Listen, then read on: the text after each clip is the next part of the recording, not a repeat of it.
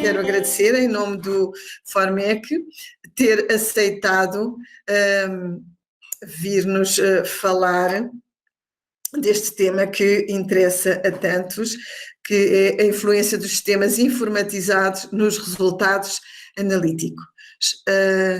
Tem um currículo muito interessante e especialmente neste tema, mas como não é? Nós não conseguimos, mas eu vi que o professor vai falar do seu percurso e, portanto, enfim, para não estar a ser repetitiva, eu passava-lhe então a palavra, está bem? Muito obrigada. E vamos ouvir com atenção, que está aquilo que temos, muita coisa com certeza para aprender. Obrigada. Obrigado. Antes de mais nada, gostaria de agradecer o convite. É um prazer. E eu devo confessar a vocês que esse é um assunto que eu gosto muito, porque junta algumas das minhas paixões, né? Principalmente a qualidade, a computação, e tudo isso dentro de um laboratório. Então, para mim, é um assunto que muito me é caro. Então, vou tentar não me alongar demais assim na conversa, tá? Então, estou aí à disposição responder as dúvidas de vocês. Para a gente não demorar muito e ir direto no assunto, eu vou começar a apresentar aqui para vocês. Obrigado a vocês.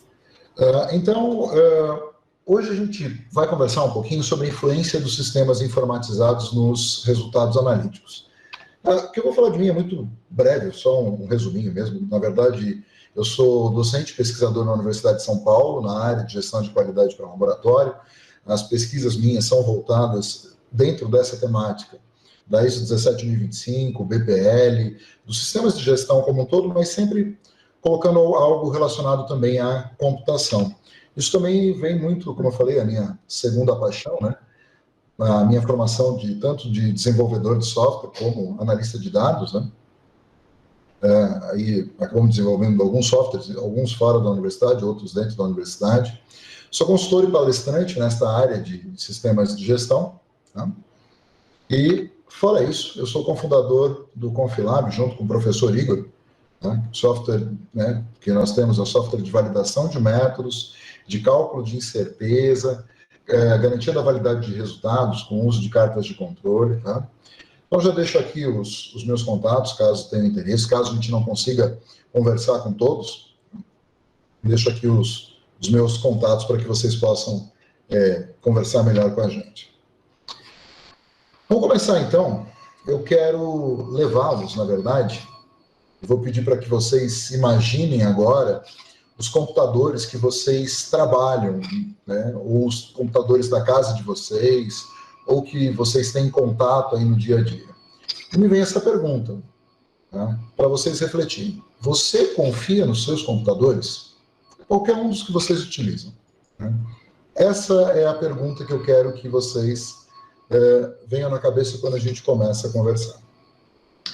Se a resposta for sim, confio plenamente, eu fiz uma linha do tempo aqui, bem pequenininha, dos grandes bugs da história, tá? Para mostrar, né, se você respondeu não, mostrar que você não está sozinho, tá? Então, nós temos aqui nesta linha de tempo, quero voltar lá para 1994. Em 1994 teve um grande bug, tá? Não sei se vocês lembram, os antigos computadores Pentium, tá? E surgiu esse bug que chama FDIV bug. O que é esse bug? Esse bug, no processador da Intel, nos Pentiums, ele causava um erro na quinta casa decimal. Ou seja, se você tinha um 486, tá? Você tinha uma planilha, não importa onde você tenha feito, você fazia qualquer cálculo onde você utilizar a quinta casa decimal, na hora que você passava esse programa para um Pentium, o que ia acontecer? Ele começava a dar erro, essa planilha parava de funcionar, mesmo você não tendo problema nenhum, tá? Isso foi consertado depois com uma atualização para a BIOS da placa-mãe, que nós vamos falar depois um pouquinho mais para frente dela. Em 1996, nós tivemos um acidente um pouco maior, né? O foguete Ariane 5, ele explodiu em pleno ar. Por que ele explodiu em pleno ar? Foi terrorismo? Foi falha no projeto? Foi projeto da engenharia feito errado, alguma coisa assim? Não.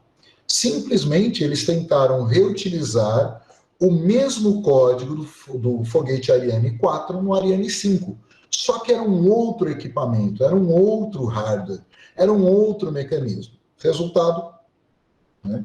Os dados gerados por esse software, ele era muito mais longo, né? Ou seja, tinha muito mais números, muito mais dígitos, vamos dizer assim, significativos, do que o processador conseguia aguentar. E isso levou à explosão do foguete Ariane 5.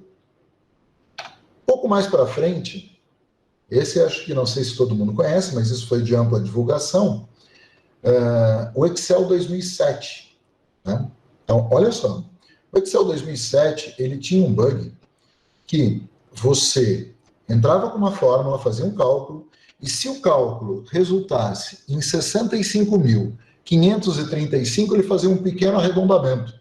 Ele arredondava o resultado para 100 mil. Né? Também, obviamente, teve um patch de atualização, mas quem não atualizou, o problema persiste até hoje. E mais atualmente, em 2018, nós temos não um, mas dois grandes problemas, e esses, né, com o perdão da figura de linguagem, né, usando o Spectre aqui, vai ser um fantasma que vai nos assombrar durante algum tempo. Por quê? Ele foi um erro de engenharia do processador, de montagem desse processador, que permite acesso à informação sigilosa, tá? E o Spectre, ele realiza, né, você consegue pegar a informação durante a transferência entre o processador e o aplicativo, ou duas aplicações. E com isso, ficam comprometidos dados de cartão de crédito, ou qualquer informação que passe por aí. Meltdown, né, esse bug, Meltdown, ele ataca os computadores da Intel, Apple e alguns da IBM, tá? Do processadores da IBM, não que ela faça para computadores em geral, mas os processadores da IBM mesmo em equipamentos. E o Spectre já, inclusive, afeta também os processadores da AMD. Consultando aqui, eu fui me atualizar, esse eu ainda preciso pesquisar um pouco melhor, mas a Intel ela fez uma tentativa de tentar resolver por software esse problema do meltdown. Só que eles, com isso, os hackers conseguiram achar uma nova vulnerabilidade por causa dessa atualização. Então, o problema persiste e ainda vai levar mais algum tempo para ser resolvido. Ok. Então, isso nós estamos fazendo um caminhar na história aí dos bugs.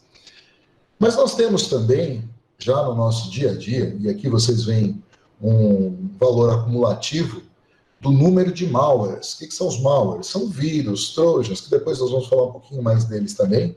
E vocês podem ver que o número vai crescendo cada vez mais, ano a ano. Né? Se nós olharmos mês a mês, é estarrecedor. Todo mês nós temos, em média, aí, algo em torno de 12 milhões de novos vírus. Né? Isso dá mais ou menos uma ameaça nova, um malware novo, a cada 4 minutos. Então, nós estamos num ambiente suscetível a erro e um ambiente suscetível a ameaças externas. E aí que nós começamos a nossa conversa com sistemas informatizados. Vitor, como é que a gente resolve isso? Então, vamos abordar nosso quebra-cabeça. Né? E esse nosso quebra-cabeça, ele tem várias peças. A primeira peça que eu quero discutir com vocês é o hardware. Tá? Se o hardware não estiver adequado, se o hardware não estiver seguro, você vai ter comprometimento do teu resultado analítico. O hardware só vai operar na presença de um software. também precisa estar adequado. Então, o software também pode ser uma fonte para causar danos. E nós temos ainda os nossos equipamentos no laboratório, as interfaces com esses equipamentos que fazem um acesso a este hardware, que por sua vez vai utilizar um software. Então, é mais uma fonte, mais um ponto para ficarmos atentos. E por último, a peça mais importante, que o pessoal costuma dizer, né, a que dá mais problema, que fica entre o monitor e a cadeira, né, que é o usuário. Né? O usuário também tem que ser considerado como uma fonte, né, para causar um dano, né, a esses nossos resultados analíticos. Tá? Então, o que eu vou fazer com vocês agora? O assunto, obviamente, tem bastante coisa para a gente falar sobre cada um deles, mas eu vou fazer pelo menos uma abordagem de cada um desses principais pontos, focando nas suas fontes, assim, bem específicas, tá? Só para dar alguns exemplos, para começar a abrir um alerta na cabeça de vocês com o uso do computador. Depois nós vamos chegar numa conclusão bem bacana. Vou falar uma das peças do computador, que é, ao meu ver, uma das mais importantes, que é a placa-mãe. Se você considera que o processador é o coração da máquina, a placa-mãe eu consideraria como o cérebro. Por quê? O processador faz o cálculo, ok. Mas para onde que ele vai jogar esse cálculo? Para onde que ele vai jogar aquela informação? Qual que é a entrada? Qual que é a saída? Onde está a tela? Né? Quem faz todo esse controle é a placa-mãe.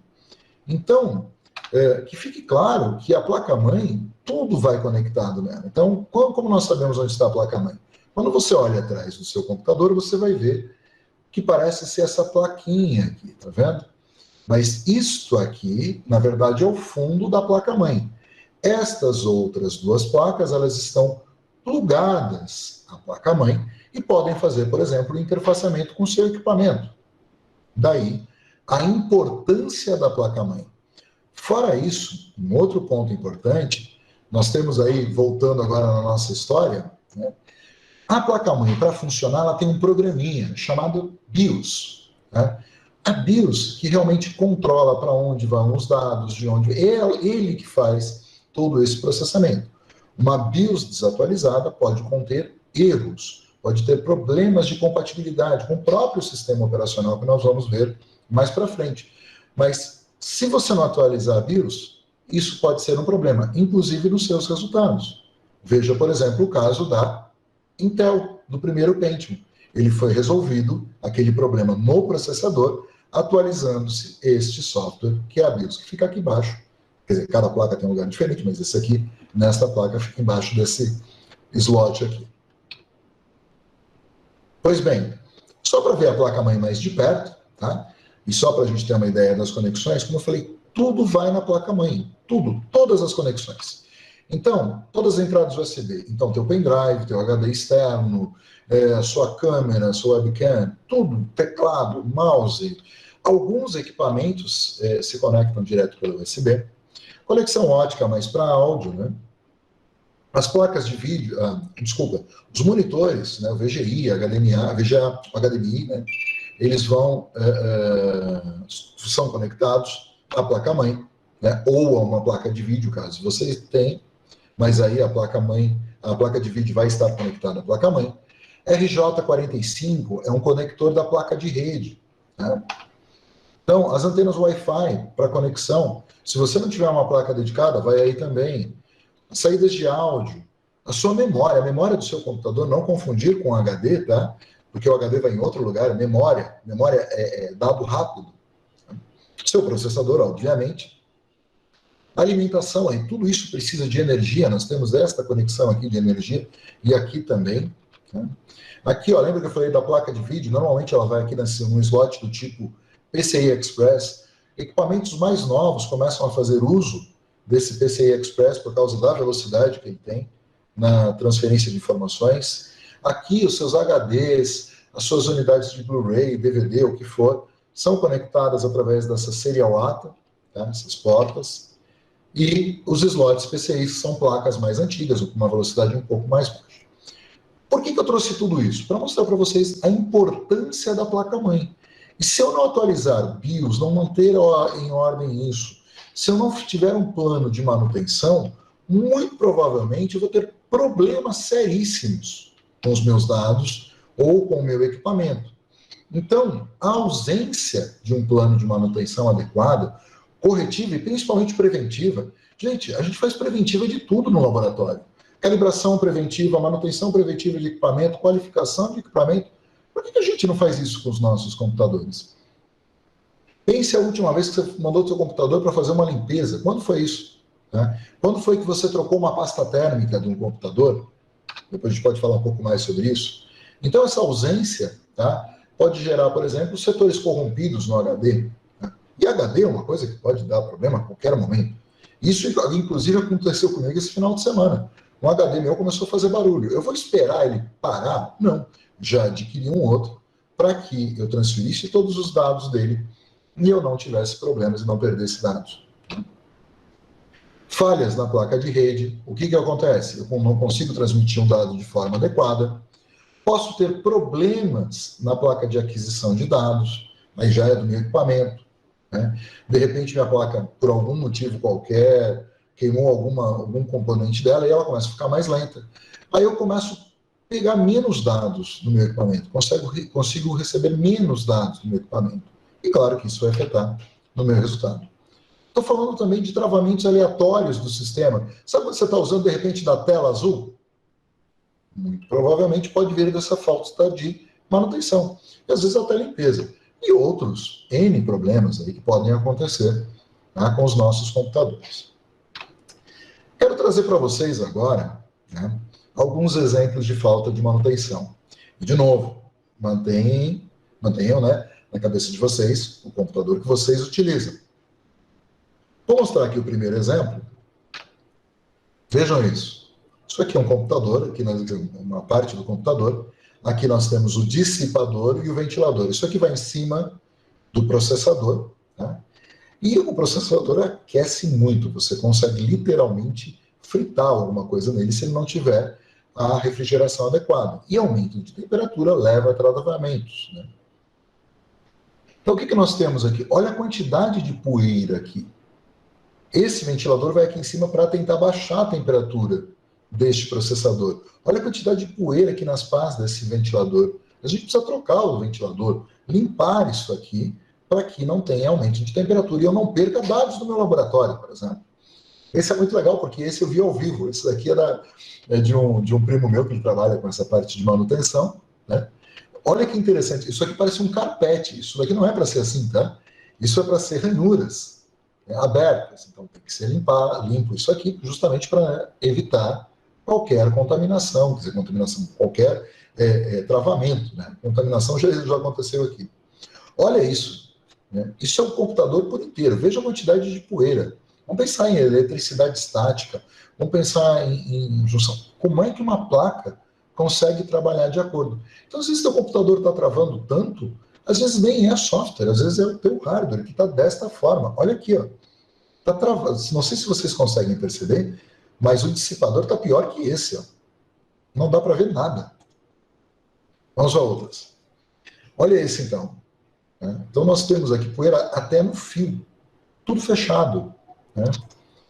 Ok, aqui eu confesso que essa aqui é uma foto, na verdade, artística, que uma artista, ela plantou, né? Ela plantou algumas sementes de grama num teclado.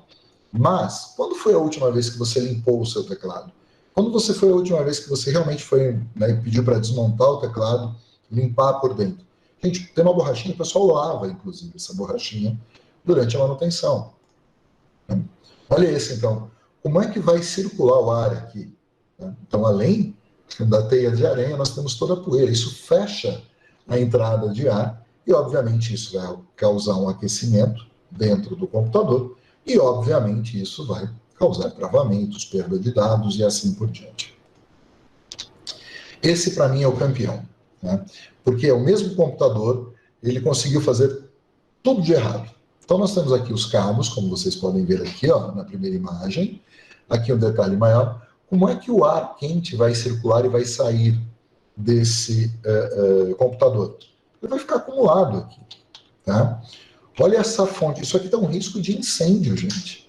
Isso é um risco de incêndio, vejam isso. Tá? Uma das fotos que eu acho mais interessante é esta aqui. Se vocês olharem aqui, parece uma mancha aqui, tá vendo?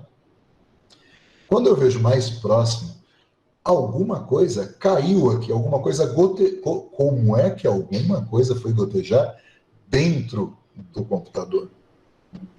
Então, vejam, a ausência de manutenção pode ser terrível, pode acarretar danos, né, significativos para a sua máquina. Com essa foto da direita, não preciso nem tecer comentários a respeito. Nos laboratórios eu já encontrei isso, gente. Veja, você tem 3 computadores, todo mundo coloca tudo no cantinho para ficar bonitinho. No entanto, coitado desse computador aqui, né? Ele está um sanduíche. Isso aqui, provavelmente, você vai fritar um ovo em cima dele. Porque ele está praticamente com 2 mantas de cada lado, que são os outros 2 computadores. Outro ponto importante a ser destacado. Todos os 3 computadores, todos os monitores, todos os cabos estão ligados numa única régua, né, por assim dizer, numa única barra de energia, tá? E tudo isso está ligado numa única tomada. Olha a sobrecarga que isso dá. Esse aqui também é um outro que foi campeão. O que o cara fez? Dá uma olhada, é preso com fita isolante, né? Preso com fita isolante. E aí, olha aqui, ó, o cara precisava de um espaço para colocar um outro HD, ele não pensou 2 vezes, ele cerrou, né? Porque isso aqui é fechado. Ele cerrou o gabinete dele e colocou lá dentro um HD novo. Esse foi mais criativo e utilizou, se vocês olharem bem, uma caixa de pizza. Ele montou um computador dentro, né? E notem que o cara teve capricho, ele até cortou aqui o espaço para poder fechar a tampa. Né? Isso aqui, quando começa a aquecer, deve dar até fome, porque deve levantar aquele cheiro de calabresa, de mussarela, sabe? De uma pizza. Então, em linhas gerais, o que eu quero trazer para vocês? A manutenção de hardware é extremamente importante. Pensem quando foi a última vez que foi realizada nos laboratórios, ou mesmo nas nossas casas. Né? E esse é um ponto.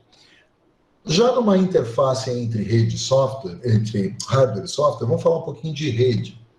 Né? As redes, vamos pensar primeiro com relação à estrutura, nós temos a intranet, que é uma rede interna dos nossos laboratórios. Normalmente, espera-se que os nossos servidores estejam não isolados, mas protegidos com algum sistema para que os computadores locais, né, tenham um certo nível de acesso, um certo nível de controle desses servidores, para se ter uma segurança maior da informação. Isso nós estamos falando dentro das nossas empresas. Quando nós pensamos em internet, a estrutura ela é um pouco maior.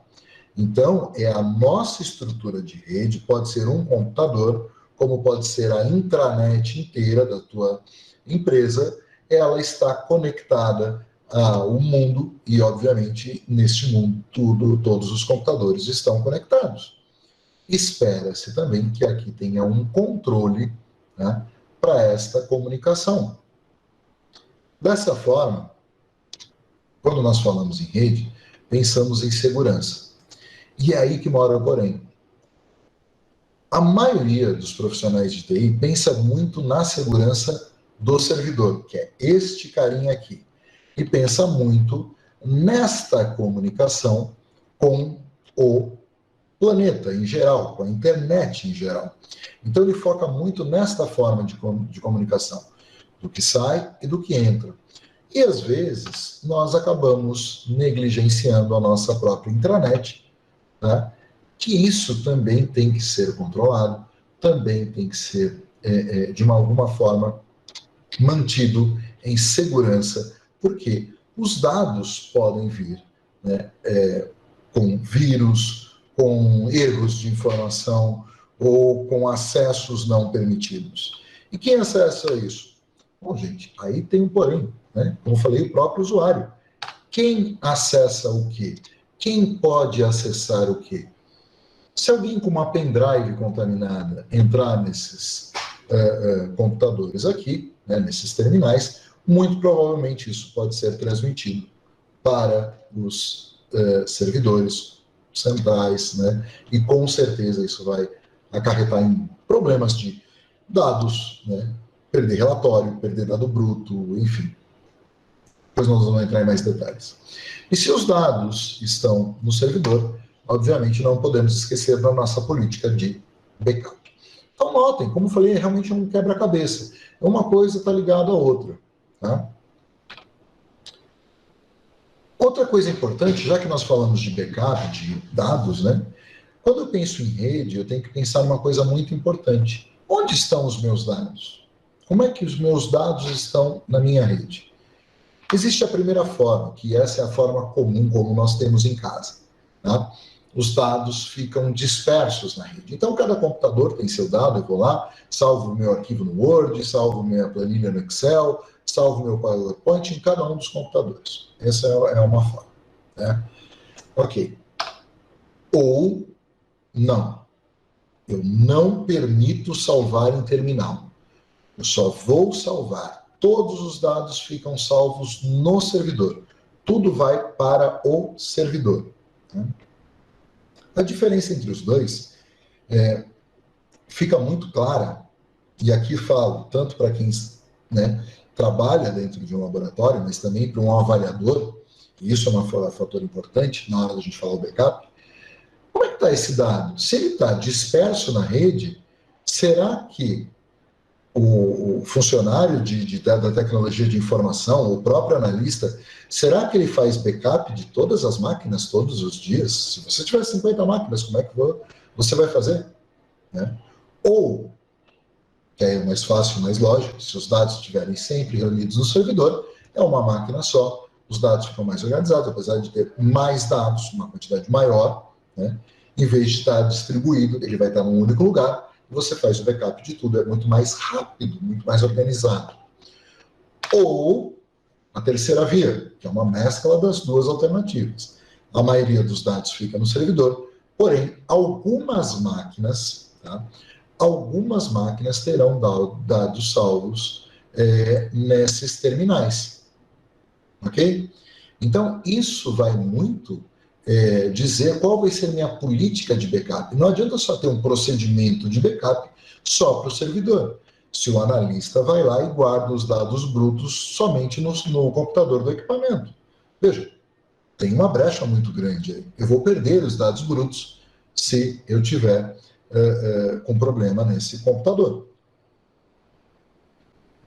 Um outro ponto interessante, e esse eu peço atenção especial, porque agora a gente vai ter que mergulhar um pouquinho mais nesse computador, são os sistemas operacionais.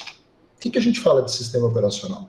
O que é o sistema operacional? Quando vem sistema operacional, a gente já imagina essa coisinha mais Windows, mais macOS, bonitinho, alguns Linux, né, que tem essa interface gráfica, o Chrome OS, né, o Android, né, que você vê mais bonitinho. Né? Mas o sistema operacional, na verdade, como o próprio nome diz, serve para você operacionalizar aquela máquina, para você operar aquela máquina.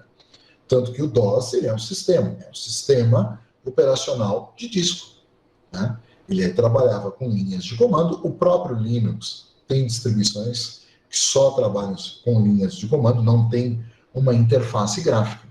Então, o sistema operacional é o software que vai controlar todo o hardware. Então, veja só. Olha como o hardware é importante, mas o sistema operacional está ligado a ele. Ok. Por que eu quero falar para vocês do sistema operacional? Você fala, Vitor, mas o Windows é validado, o Windows... Vamos chegar nisso.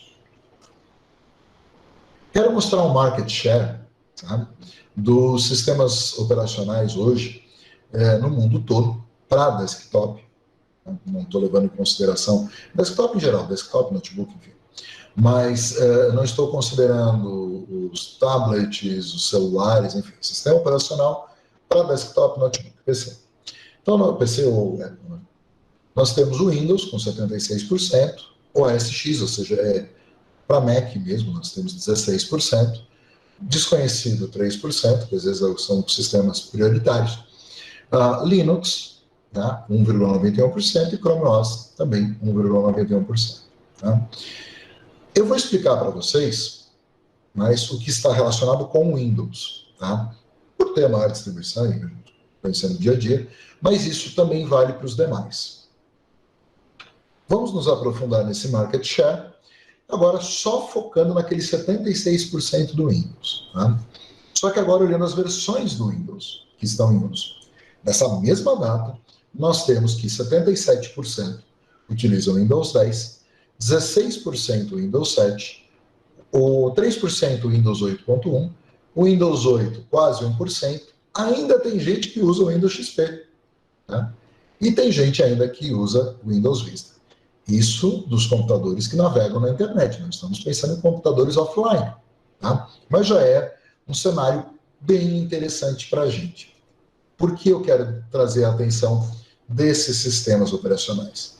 O que eu quero dizer para vocês é o seguinte. Preparem-se, avaliadores e quem tem laboratório. Windows 10. Uma boa parcela disso aqui, que eu digo que está seguro. Uma boa parcela. Esta galera aqui, ó, do Windows 8, por assim dizer, 8.1 alguns, né, para baixo, né, das versões anteriores, estão com problemas seríssimos. Né? E vou dizer por quê. Vamos entrar aqui. O sistema operacional, o software, na verdade, né, bem planejado, ele tem um ciclo de vida. Ele tem uma data para nascer e ele tem uma data para morrer. Tá?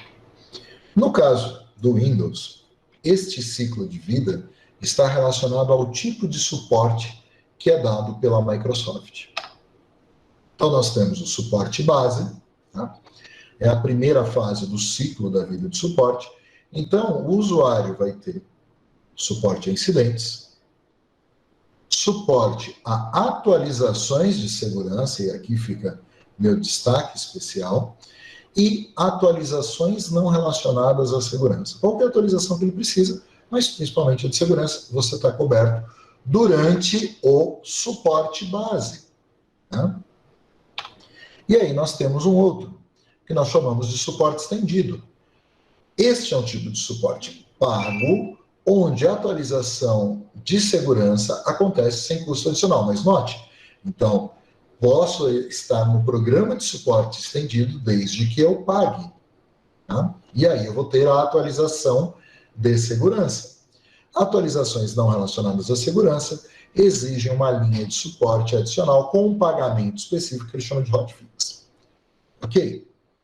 Descrita esses dois tipos de suporte, quero trazer vocês a seguinte informação. O Windows 8.1, o suporte base dele, que é um dos mais recentes antes do 10, acabou em 2018. Então, se você tem um Windows 8.1, desde 2018, você não está recebendo atualizações de segurança. Foi parada de fornecer atualizações de segurança a partir de janeiro de 2018. Daqui para baixo, piorou.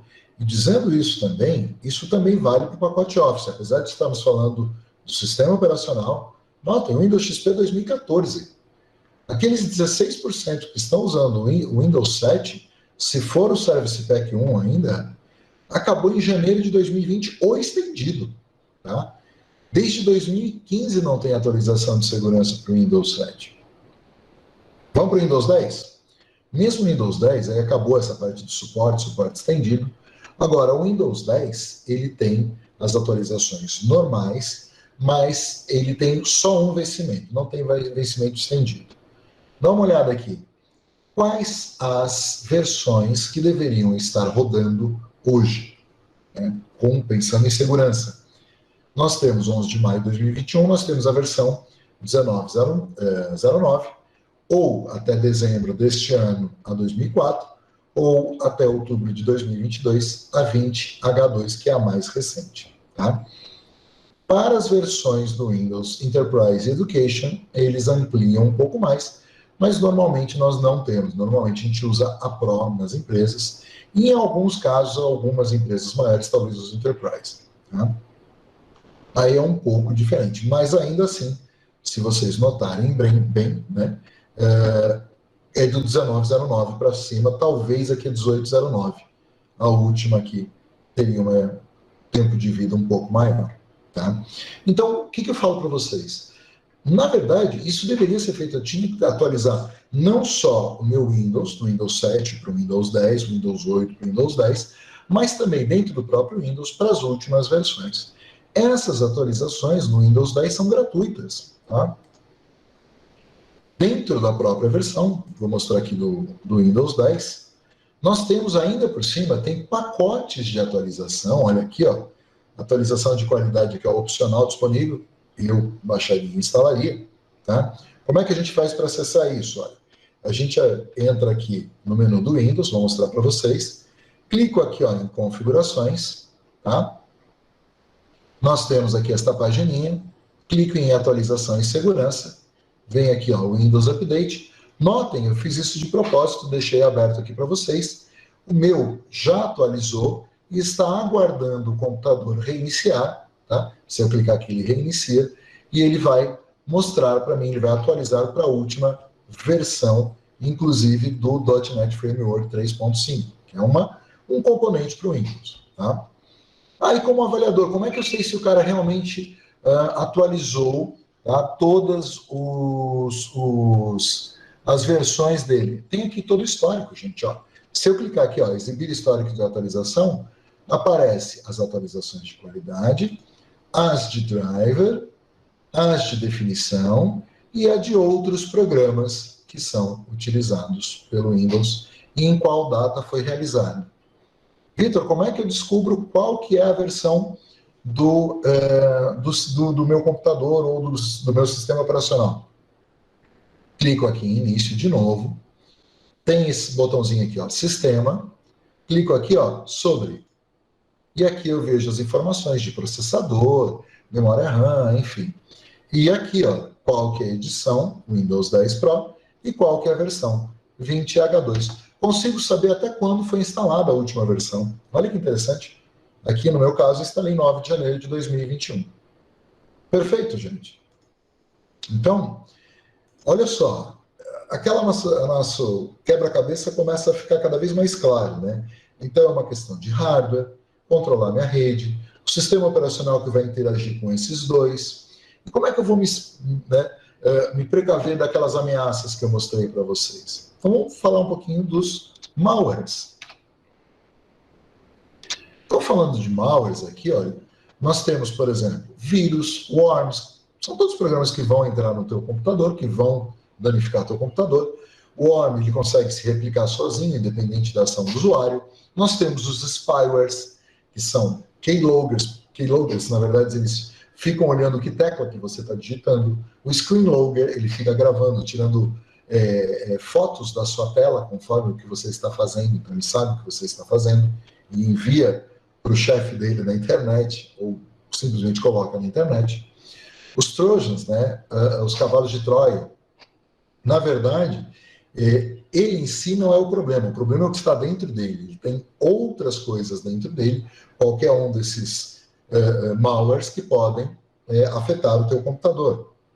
Ransomware, eu acho uma sacanagem. Um programinha que ele vai entrar no teu computador e ele vai criptografar o teu HD inteiro, tá?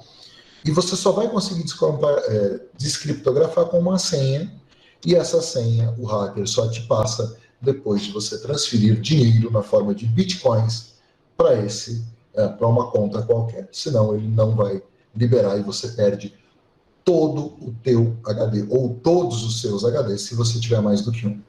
Fora isso, nós temos ainda os adwares, esse é só chato, fica mostrando propaganda.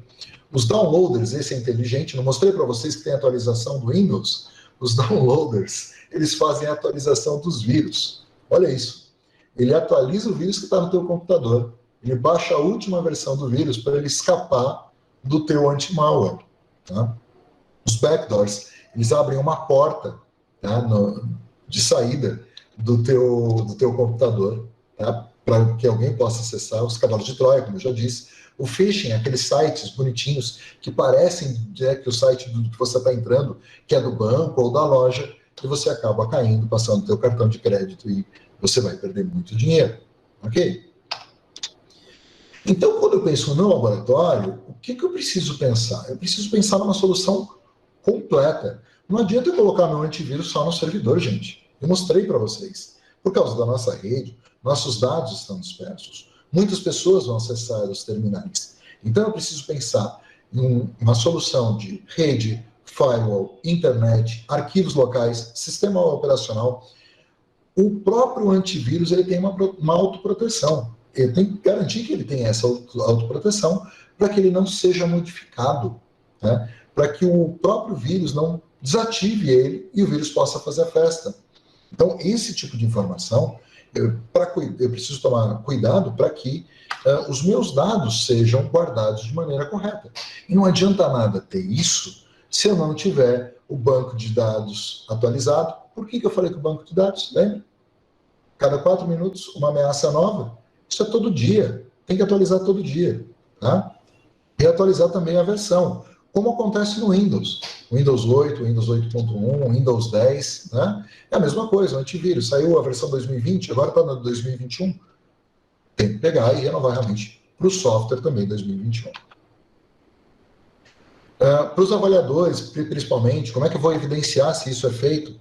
Basta entrar no antivírus e abrir o relatório e a periodicidade da aplicação e da verificação preventiva disso. Isso eu quero trazer agora para vocês o dado de uma pesquisa muito interessante. Esse é um trabalho que estou fazendo na USP. Aliás, estou deixando aqui do lado, depois se quiserem posso inclusive passar esse link. Essa é a continuação dessa outra pesquisa que nós fizemos. Quem quiser participar, nós estamos avaliando sistemas informatizados, não só dos laboratórios, mas também estamos avaliando, né, a aplicação dos avaliadores com relação aos sistemas informatizados. E nessa pesquisa anterior, nós fizemos uma pergunta. Qual tipo de licença de malware foram empregados na sua empresa ou no seu laboratório? Então, 64%, ou seja, boa parte deles, eu vou falar por quê, está protegida, né, porque possui uma licença paga. 34% aqui tem um problema sério, não só de segurança, mas também de legalidade. Porque a versão gratuita de um antivírus é para a versão doméstica. Versão de laboratório, ela é exclusiva, tá? Ela é exclusiva para empresas e não tem versão gratuita. No máximo é versão de teste de 15 dias, no máximo. Assim, estourando, tá? Então, o que eu peço para vocês? Se for instalar gratuita, não utilize no seu laboratório. Gratuita se usa em casa. Né? É liberado, tanto é que os próprios termos. Mas vocês devem ter olhado e falar, olha, Vitor, acho que está com algum problema aqui, tem essa faixinha laranja aqui, né? Essa foi uma das respostas que nós obtivemos. Utiliza a versão não original, craqueada. Ou seja, o laboratório, lembrando que essa pesquisa foi feita em laboratórios ou empresas, né? O laboratório utilizou uma versão pirata de um antivírus. É como você pegar um ladrão, um bandido, né, e falar, olha, você pode cuidar desse monte de dinheiro para mim, por favor? Né? Exatamente isso que a gente está fazendo. Né? Então, muito cuidado com esse uso e controle do anti-malware. Backups também, nós já vimos, são extremamente importantes na hora que a coisa vai para o espaço que nós fazemos. Nós temos os tipos de espelhamento, que faz o backup em nuvem, nós temos backup em mídia física e temos também o espelhamento de servidores. Vou começar por esse último. Tá? Espelhamento de servidor é quando eu tenho 2 servidores, eu faço um igualzinho ao outro. São 2 máquinas, são 2 computadores.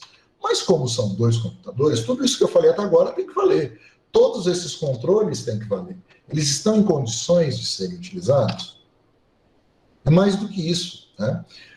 É a segurança física dele. Alguém pode entrar lá e roubar, alguém pode mexer nesse outro servidor. E outra, os 2 estão no mesmo lugar? Porque se estiverem, de repente pode cair um raio, pode pegar fogo e você vai perder tudo. Tá? Mesmo com o espelhamento. Então a ideia do espelhamento, você usa máquinas em lugares separados. Tá? No caso de falha, queimou o primeiro computador legal, substituo pelo segundo. Né? Computador A ou computador B, ok, mas durante esse período, o que vai acontecer? Não vai ter backup durante esse período? Qual que é o plano B? Mídia física. Quando nós pensamos em mídia física, CDs, DVDs, HDs externos, pendrive, qual mídia? Quanto tempo ela tem de vida útil? Isso é extremamente importante, né? Os antigos CDs, a vida útil era 1 ano, DVD era 4 anos. Os Blu-rays, talvez 25 anos, os originais prensados. Tá? Os outros são menor tempo. Então, por quanto tempo eu preciso guardar este dado? Tá? Também, segurança física e lógica. Alguém pode pegar o teu backup e ir embora. Se você não estiver num lugar fechado, num lugar seguro. Segurança lógica. Como é que eu vou garantir que esse dado não pode ser aberto por qualquer um? O cara vai lá, pega e coloca numa outra máquina. De repente, um backup criptografado. Pode ser interessante. Meio perigoso, mas interessante.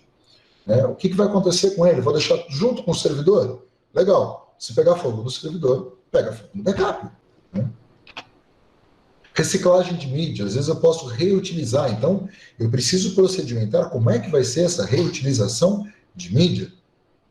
Como é que eu vou reutilizá-la para fazer o backup das minhas coisas? E essa é a melhor de todas. Está muito na moda e nós falamos muito dos backups em nuvem. Mas onde fica a nuvem? Inclusive, uma ex-presidente do Brasil que fez essa pergunta, fizeram essa pergunta, né? Ela perguntou assim para o pessoal, não, mas numa entrevista, onde fica a nuvem? E é uma pergunta extremamente pertinente para 17.025. A nuvem não é uma nuvem de verdade. A nuvem é um computador que você contratou em algum lugar. Mas onde está esse computador? Então eu preciso ter, ou pelo menos conhecer, se existe uma segurança física para este computador. E hoje a 17.025 pede muito isso. Saber a segurança lógica dos meus dados. Será que esse servidor ele tem proteção? Ele é certificado? Porque senão, gente, corre o risco dos seus dados estarem em um lugar igual a esse. Olha lá, de repente, o teu computador, a tua nuvem, é esse computadorzinho lá no fundo, aberto, com essa mangueira, com HD aqui em cima, tá vendo? Aqui pode ser a nuvem. Então, muito cuidado. Por exemplo, com os nossos softwares, com os dados dos nossos clientes, nós contratamos uma empresa, a maior da América Latina, para guardar os dados com segurança, tem todos os certificados de segurança. E backup, nós fazemos um backup pela uma segunda empresa, que ela é especialista em backup. Então, nós temos backup da primeira e da segunda empresa. Então, vejam, isso é redundância, mas é a segurança dos dados, são dados importantes e dados pertinentes. Então, tem que saber onde fica. Então, é extremamente importante conhecer o contrato com esse fornecedor e, principalmente, a confidencialidade desses dados. Esses dados continuam sendo seguros. Como eu falei, caso de falha, qual que é o plano B? Às vezes você tem um dado em nuvem e você faz um backup local também, dos dados importantes. Enfim, e o último tópico que a gente ficou de conversar, que é o software e o desenvolvimento dele. E esse eu vou pedir um pouco a atenção de vocês, principalmente com relação à instalação, que essa é uma coisa que ninguém pensa. Onde você instala? Como é que você instala esse software? Nós temos softwares que rodam direto dos servidores, tá? Okay? Então você instala no servidor, os terminais acessam pela intranet esse servidor. Então daí a importância do hardware, a importância da rede, do sistema operacional, e todos os controles. Tá? Isso é legal. Cada estação precisa de um software instalado, ou melhor ainda, você tem um SaaS, um Software as a Service, onde você tem o seu software que roda, por exemplo, num servidor na nuvem. Ele roda diretamente como se fosse um serviço. Tá? Beleza? Por que a gente fala da instalação? Porque eu penso no seguinte, o software precisa atualizado. Está atualizado. Como nós já vimos, o sistema operacional, isso também se aplica a software, planilhas, enfim. Então, quando eu falo do software, tem software que roda direto do servidor, então se eu atualizar o servidor, eu atualizo para todo mundo. Se eu instalar um software por terminal, cada estação precisa estar instalada a última versão. E isso é um problema sério. Vamos voltar para os 50 computadores. Se é difícil fazer backup, imagina fazer atualização de 50 máquinas. Cada hora, cada um vai estar trabalhando com uma versão diferente. Vou atualizar 10, depois outro dia eu atualizo mais 10. E vai ficar terrível. Teu computador né? E acho que o mais fácil, o mais simples realmente é o SaaS, onde você tem um serviço e aí esse serviço vai sendo atualizado, que é o caso, por exemplo, do Office, né? Apesar de você instalar na tua máquina, ele automaticamente também vai atualizando, né?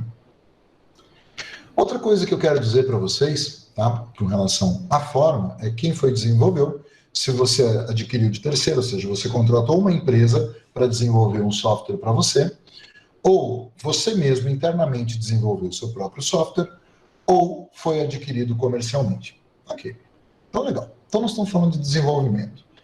E eu quero trazer um probleminha para vocês agora. Algo para vocês pensarem. Quando a gente fala em desenvolvimento, não importa quem faça, alguns cuidados, tá, têm que ser aplicados. E eu tenho que entender o meu uso e a minha aplicação desse software desenvolvido. Tá? Então, quando eu desenvolvo software, eu tenho que entender o que eu estou entrando nesse software, qual valor que eu estou entrando nele. E eu pergunto para vocês, o que é um número? Tá? Vocês vão falar um número, 0. Então, tem os números negativos, números positivos, e aí eu tenho os decimais aqui no meio, ok? Só que para a computação não é assim. Cada linguagem de programação tem características e números diferentes, ou variáveis diferentes. Então, nós temos aqui, ó, no C#, tá? Então, tem variáveis bol, que é simplesmente verdadeiro ou falso, sim ou não. Temos o byte, aí que são números inteiros, que vão de menos 127 a 128. Caractere, char, né? Que é um caractere só. Decimal, que só é para inteiro. Double já é interessante, que são números de ponto flutuante, desde que eu tenha de 15 a 16 dígitos. E o float é a mesma coisa, só que uma faixa menor, tá? De 10 a menos 45, a mais 38, mas com apenas 7 dígitos significativos. Aí você fala, Vitor, mas qual que é o problema? Aí você vai lá e pede para o teu programador fazer uma conta e manda ele fazer um cálculo. Às vezes o programador não sabe que tipo de dado que você está trabalhando. Ele não sabe a complexidade, o tamanho desse número. Então o cara vai lá e coloca qualquer uma dessas variáveis, porque ele não sabe o que você está trabalhando. E de repente, você usa o tipo float, né? Tipo float, só para lembrar, de 6 a 7 casas decimais, tá? E o tipo double com 15. Se você tem um número com mais de 6 a 7 casas decimais, vamos pensar em 6 se for um número negativo, o que acontece? Olha lá, o programador escolher float para um número gigante, né? Olha o que vai acontecer na hora de armazenar esse número. Eu vou perder esta informação. Daqui para trás eu perco ela inteira. Tá? Não notem, desculpa. Eu perco toda esta informação. Então a melhor variável, então escolher a variável double, né? Que poderia armazenar todo esse dado aqui. Lembrando que é de 6 a 7. Se for só 6, então, ele perde até esse decimalzinho aqui. Ó. Tá? Então, isso é extremamente importante. Mas vamos complicar um pouquinho mais agora. Complicando aqui um pouco mais aqui a nossa situação, peguei uma outra linguagem. Porque quando você coloca o dado, certo? Você vai precisar do quê? Você vai precisar armazenar no banco de dados. Quando você vai armazenar no banco de dados, ele tem variáveis também, tipos de variáveis diferentes, tipos de números diferentes. Olha que coisa. Então, olha só, tem um tal de bit, né? Tem um tiny int, tem small money, tem real, big int, tem um float, mas que é diferente daquele float lá, tem o decimal, tem um tal de numeric. E agora é que vem a complicação. Lembrando que nós temos, no meu programa que faz cálculo, lá no meu C#, né, na linguagem C#, eu tenho esses tipos de variáveis, e aqui no meu banco de dados, onde eu vou armazenar o meu dado, onde eu vou guardar o meu dado para pegar a minha informação, eu tenho variáveis totalmente diferentes, tipos de variáveis, e às vezes, aqui eu não tenho similar, e eu tenho que usar uma outra, então eu vou ter que converter um S-byte, por exemplo, num small int, e assim por diante. Só que aí é que está o problema, gente. Quando eu começo a fazer esse tipo de troca, eu começo a perder informação, ou começam a surgir dados aleatórios que podem acontecer, principalmente nas de ponto flutuante, tá? Que são números aqui, no caso do real, né, do real, né, valores numéricos aproximados. Então, tipo, eu peso 80 quilos, vou lá, ele não vai guardar 80, ele vai guardar 79,946 e assim por diante. Né? Então, vejam isso, você começa a colocar uma incerteza no teu valor que vai influenciar no teu resultado. Então, quando eu vou fazer um programa, né, eu tenho que garantir que meus dados estão corretos. O dado está armazenado de forma correta, o dado é recuperado de forma correta. Né? Então, como é que eu consigo garantir isso? Através de uma validação adequada do software. Tá? O que é a validação? Eu vou executar testes, então eu vou planejar, igual a validação de método. Eu vou criar testes para avaliar se esses dados, se o funcionamento do meu programa está correto. Tá? E eu vou executar esses testes e depois vou comparar e vou relatar com resultados obtidos. Um exemplo bem rápido aqui, só para a gente encerrar o assunto. Tá? Então, nós temos aqui no nosso software, eu vou abrir aqui um software de validação, nossos softwares, todos são validados e nós passamos para o cliente. Então, ele tem acesso, inclusive, a esta informação aqui, tá? A este relatório de validação. Então, vou trazer para vocês. Então, notem que o relatório ele é referente a uma versão do software, porque se eu atualizar o software, eu tenho que atualizar a minha validação. Né? Então, vou dar um exemplo aqui, nós usamos teste funcionais. Né? Vamos aqui, ó. Eu vou dar um zoom para vocês verem um pouco melhor. Perfeito? Então, o que nós fizemos aqui para validar o software? Em vez de trabalhar com números aleatórios, nós pegamos números conhecidos, tá? Nós pegamos um número de grandes obras, né? Por exemplo, Konieska. Pegamos o exemplo que ele aplicou no livro dele e introduzimos os valores para o cálculo, no caso aqui da precisão em termos de repetibilidade no software. Então, 254, 254, 267, 267, 243, 243 e assim por diante. E aí obtivemos os resultados. Se os resultados batem, são os mesmos, né? Obviamente, o programa está funcionando, não importa os passos realizados lá dentro, ok? E isso nós fazemos usando School, Konieska, enfim, o guia Oraquem para os cálculos de incerteza. Então, está aqui um exemplo. Então, nós temos 55 páginas de relatório de validação, ok? Voltando aqui. Então, gente, o que eu quero trazer para vocês com tudo isso? Como eu falei, o assunto é bem extenso, tem bastante coisa para a gente conversar, não dá para a gente falar tudo. Obviamente tem algumas limitações, mas eu queria trazer para vocês esse pensar, né, mais profundo, porque nós tivemos um momento que nós tivemos que parar como gestores de gestão de qualidade, como trabalhadores na área de gestão de qualidade, como pesquisadores na área de gestão de qualidade, tivemos que parar e pensar um pouco mais na validação de métodos, mas está na hora da gente começar a olhar também nos sistemas informatizados. O que eu falo? Então, eles são de extrema importância, tá? E às vezes são negligenciados por falta de conhecimento, ou documentos normativos, ou guias. Tá?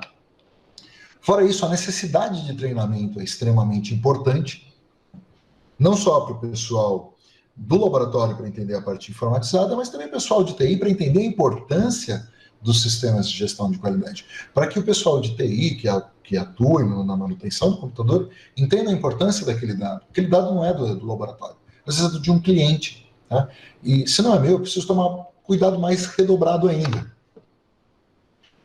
Nós podemos perceber que existem algumas práticas incorretas, às vezes em função da nossa cultura, ou de como nós trabalhamos mesmo com o nosso computador em casa, porque em casa, Netflix, para assistir, ver o Facebook, para jogar um joguinho, para, sei lá, enfim, para verificar um e-mail, enfim.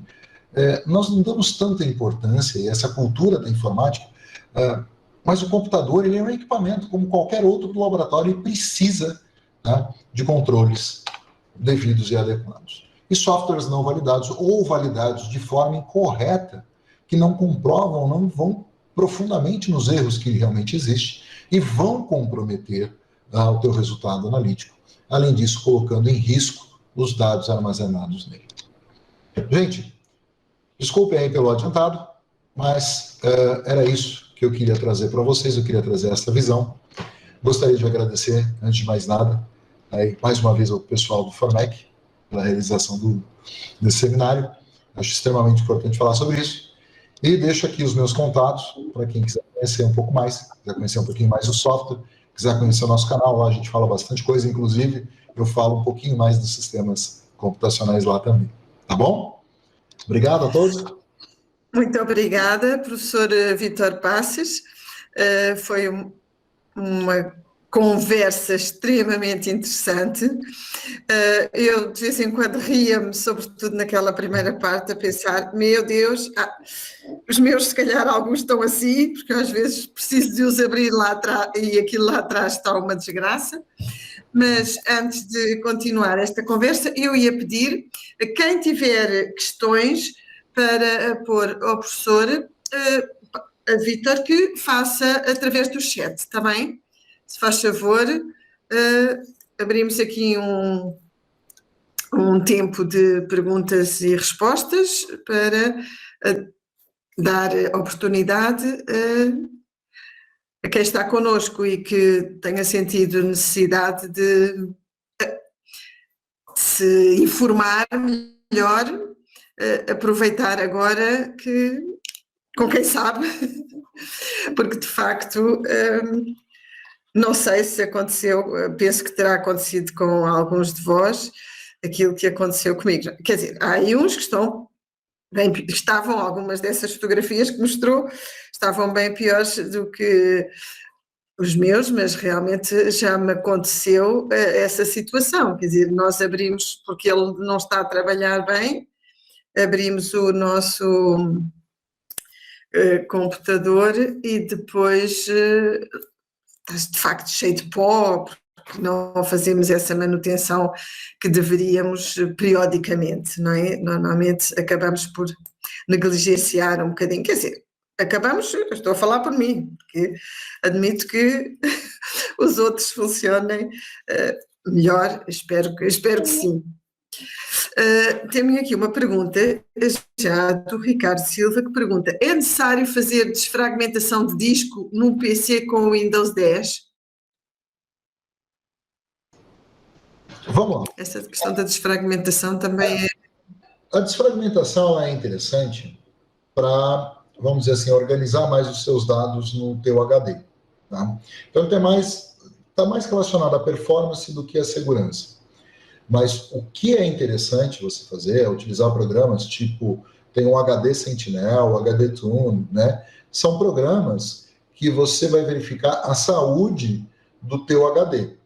Né? Então, isso é mais importante que o próprio desfragmentação, porque ele vai te avisar se existe problema de setor, né? Às vezes você tem setores corrompidos, e se aparecer algum setor, corre. Vai arrumar um outro HD para fazer um backup, porque esse HD, na verdade, setor corrompido, normalmente, quando ele dá 1, 2, na semana seguinte tem 3, de 3 vira 9, de 9 vira 81, e chega uma hora, trava. Simplesmente trava o HD. Então, ele é interessante, tá? Ele é interessante, mas não posso dizer assim, que vai afetar a segurança em si.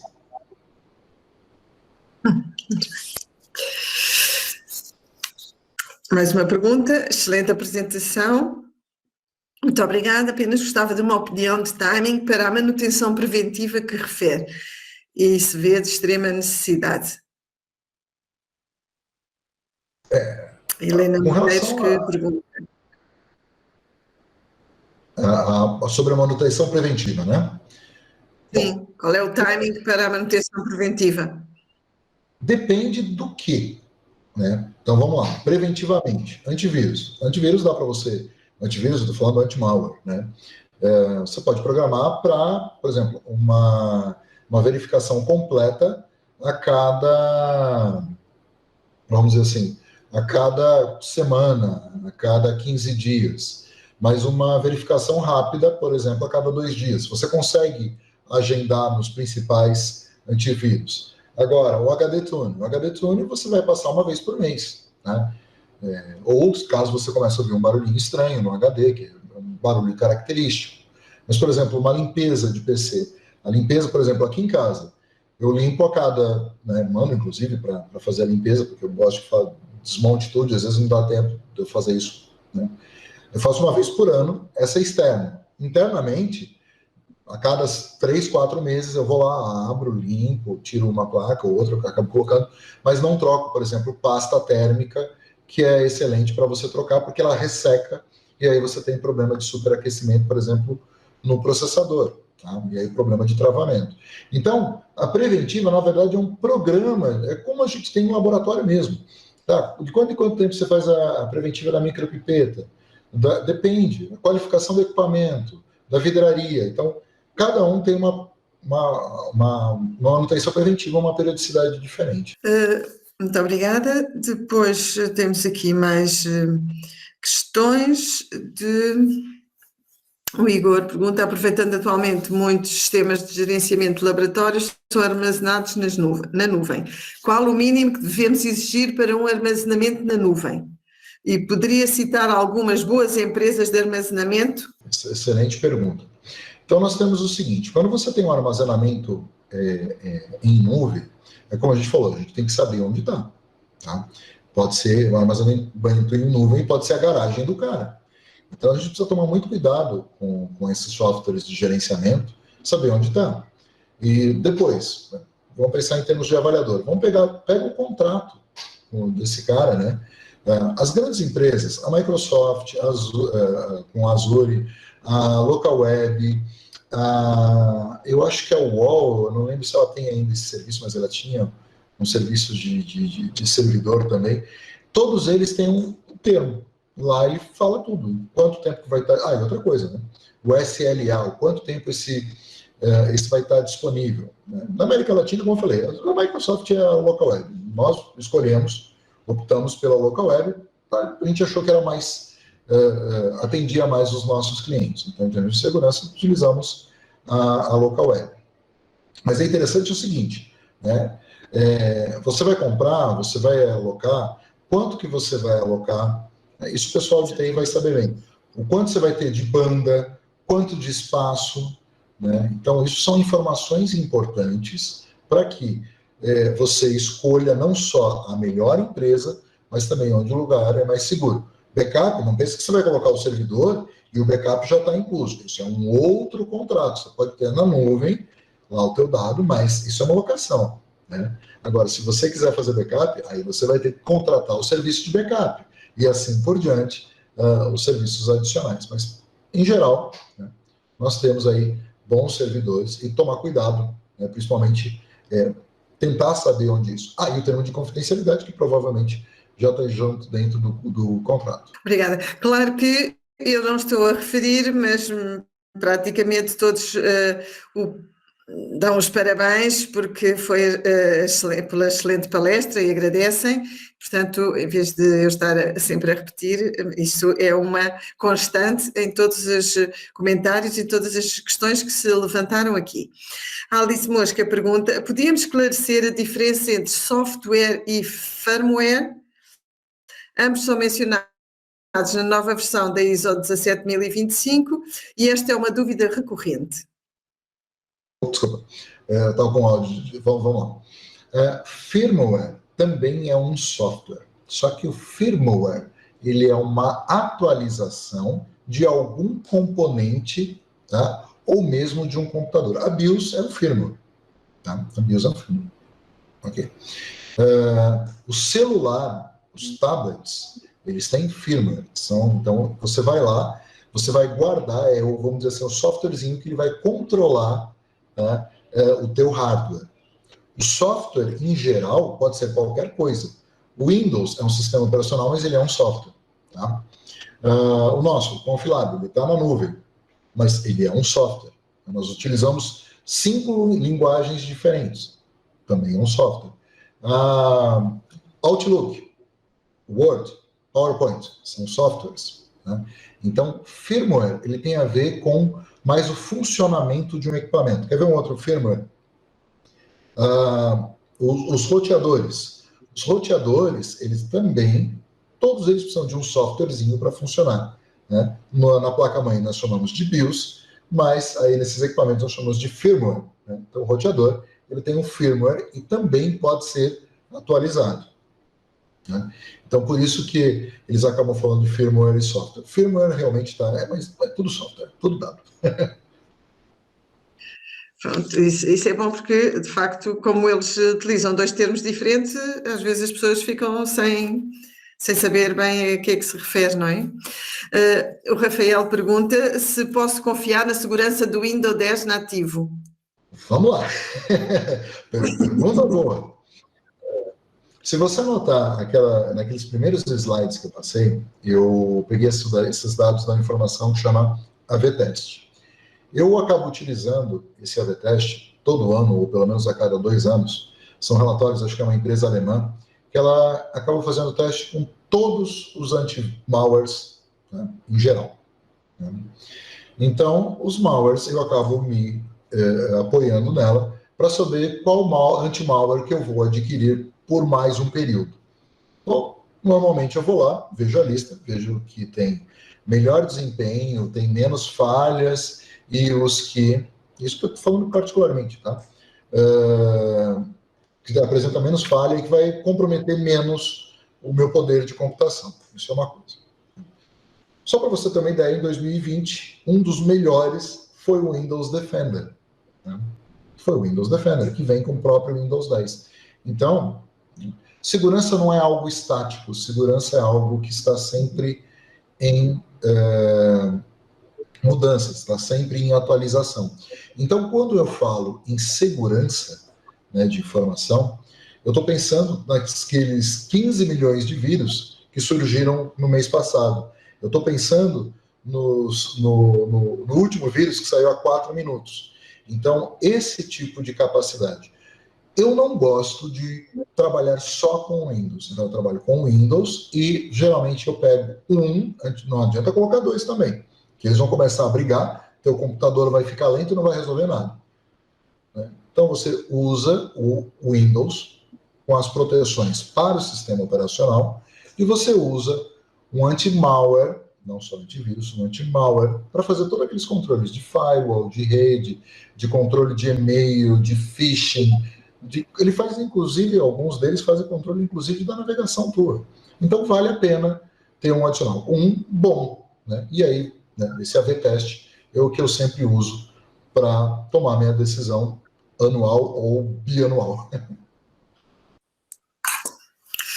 Obrigada. Depois, o Elcio Oliveira, depois de agradecer a pergunta, quando validamos na mão os cálculos de uma planilha Excel, qual é a diferença máxima permitida entre os resultados?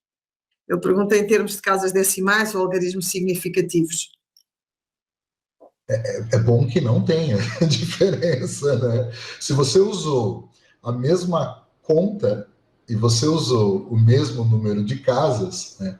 E por isso eu aconselho, quando você for fazer isso, usar o maior número de casas possíveis, se você obter o mesmo resultado, né?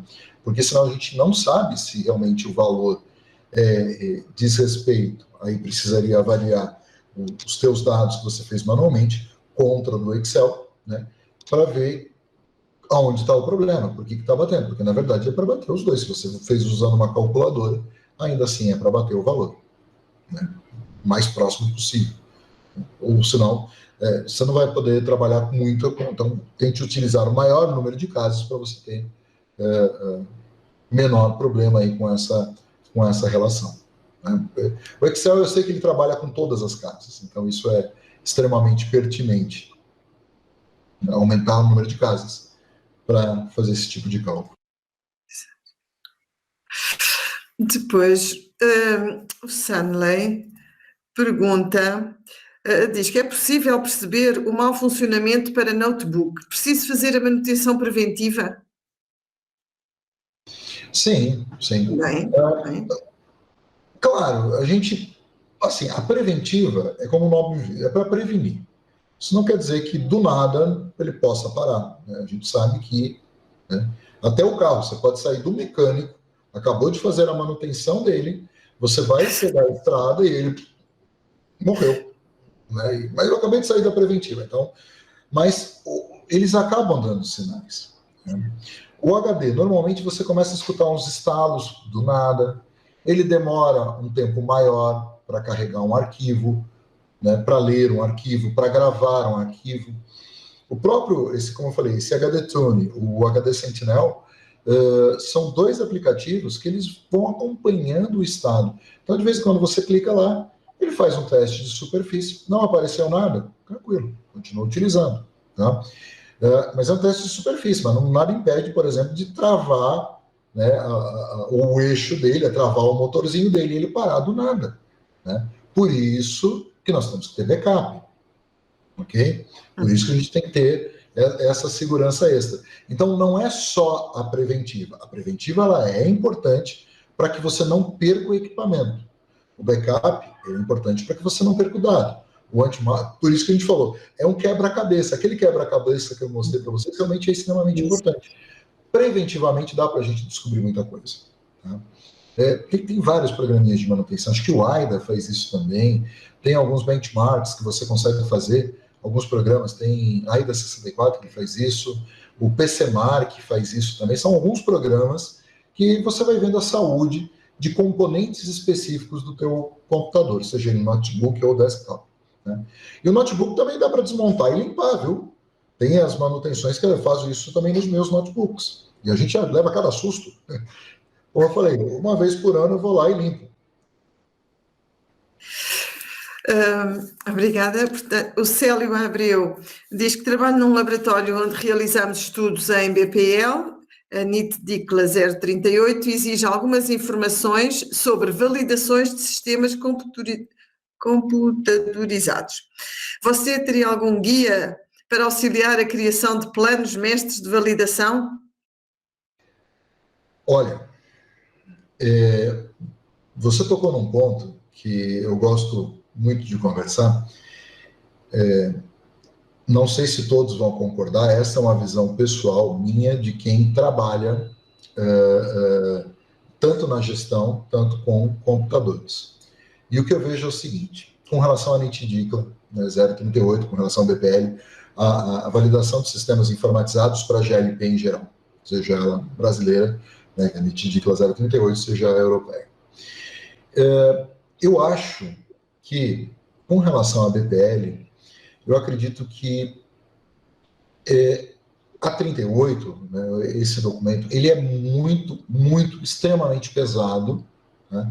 Eu acho que ele precisaria ser revisto com outros olhos. Não adianta a gente pedir além do que se pode, né, além do que se tem, e a gente não deixar de fazer o mínimo porque a gente não consegue alcançar o que ela está pedindo. Eu acho que se a gente pedisse o mínimo, alguns desses pontos, eu acho que ela seria muito mais fácil, muito mais compreensível. Tá? Mas não vou dizer que não é que ela é ruim, ela exige bastante e ela precisa realmente de uma informação extra.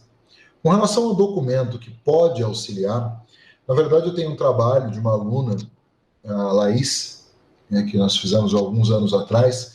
Nós propomos 2 guias, um de implantação e outro guia de avaliação. Isso está na Universidade de São Paulo, deve estar na biblioteca da universidade, vocês conseguem acessar. Qualquer coisa eu procuro para vocês. E esse foi um guia que eu escrevi, inclusive.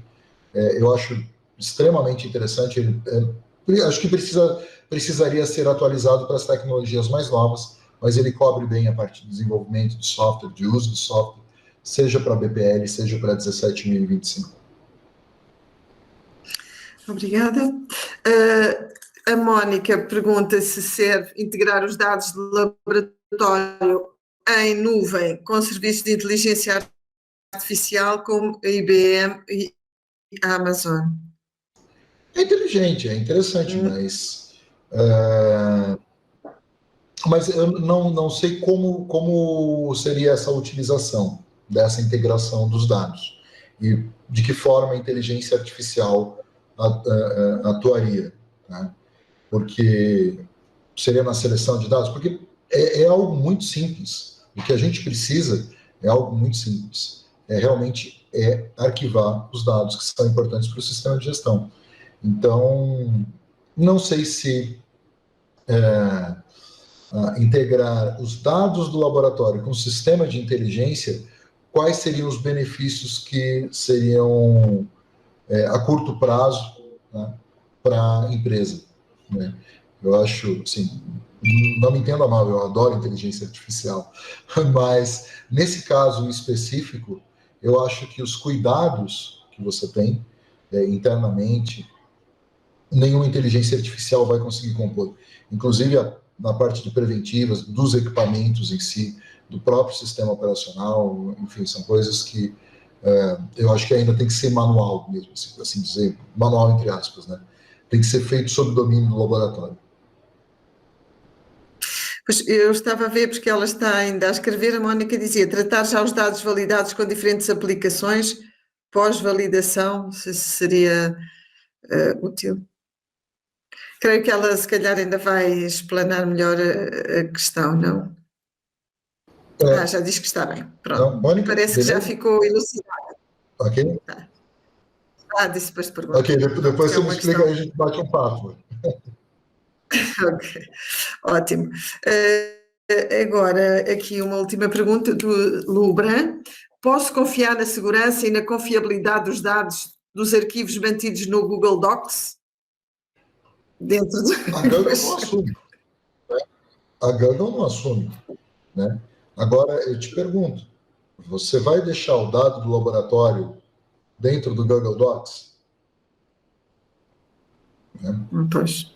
Que segurança, não estou discutindo, mas qual o nível de segurança do Google Docs? Por exemplo, eu não uso o Google Docs, eu uso o da Microsoft, porque eu gosto da integração que ela tem, eu uso da OneDrive. Juro que a Microsoft não está me pagando, tá? Mas eu gosto muito do OneDrive, porque como eu já adquiri o Office, e eu adquiri o Office Família, então eu tenho 1 tera para cada um de nós aqui, então eu tenho informação na nuvem. Confio na nuvem somente? Não. Eu deixo uma cópia em todos os computadores.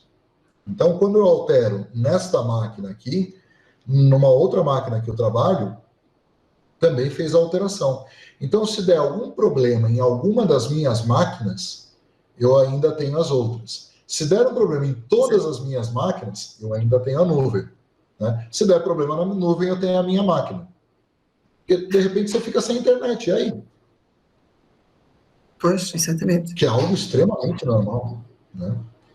Eu tenho uma operadora muito boa aqui de internet, só que quando dá algum problema, um caminhão passa na rua, arrebentou um cabo, são 3 dias de espera, 3 dias úteis. E geralmente o caminhoneiro quebra na sexta-feira, então começa a contar só na segunda-feira. Como é que eu vou... Passa 5 dias úteis. Passa 5 dias úteis. Então, fora o atraso normal, que eles também não são britânicos. Exatamente. Pois, muito obrigada. Parece que já não temos aqui mais questões, mas já foram um conjunto muito interessante, acho eu. Eu quero então mais uma vez agradecer a disponibilidade do professor Vítor Passos para ter estado connosco, em nome do Formec, a todos os que assistiram. Queria convidar a que passassem regularmente pelo site, visitassem o site do Formec, e que aqueles que ainda não pertencem à nossa comunidade se juntem, porque de facto é importante crescermos e os que já pertencem que deem a conhecer a outros, porque no fundo é assim que nós vamos crescendo, é através de uma rede, enfim, no bom sentido, em que pronto, se cada um de nós passar esta informação a outros, é esse o objetivo, não é? É que nós vamos crescendo e para nos podermos ajudar mutuamente, não é? É esse um dos objetivos do Formec e portanto, acho que isso é uma coisa importante, que eu convido a que visitem e a que, enfim, como já alguém disse há muito tempo, aplicado aqui com, entre aspas, é crescei e multiplicai-vos, não é? Neste caso é cresçamos e multipliquemo-nos. Com todo o respeito, mas creio que é esse um dos nossos, de facto, um dos nossos objetivos. Estamos muito contentes, todos, creio que todos ficaram, de facto, bastante, pelo menos pelos os que deram feedback, ficaram, e eu também sou porta-voz dessa satisfação com esta palestra, com esta conversa que fez o favor, de nos brindar este, para nós, neste fim de tarde, para aí, nesta meia-tarde, não é? Ainda tem um fim de tarde agora, não, para acabarem o dia.